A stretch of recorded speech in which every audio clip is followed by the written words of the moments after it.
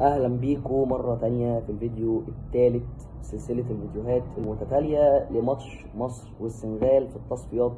ان شاء الله ان شاء الله ربنا يكرمنا ونتأهل ونصعد كأس العالم للمرة الثانية على التوالي، لان ما ينفعش منتخب بقيمة منتخب مصر ما يبقاش بيدخل كأس العالم. يعني معلش، يعني انت كده كده من افضل 5 منتخبات في افريقيا.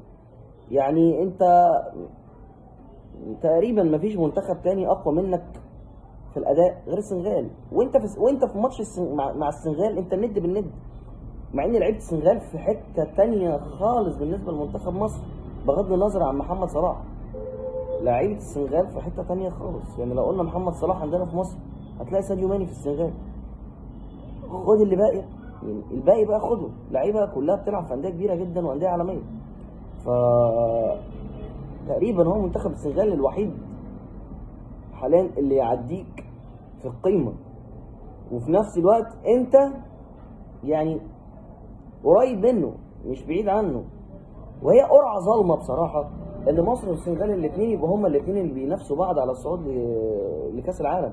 مصر لو كانت بتلعب فرقه تانية والسنغال لو كانت بتلعب فرقه تانية كان بنسبه كبيره الفرقتين في كاس العالم، لان ما ينفعش يبقى اقوى فرقتين في كاس العالم في افريقيا ما يخشوش. تابع فيديو جديد.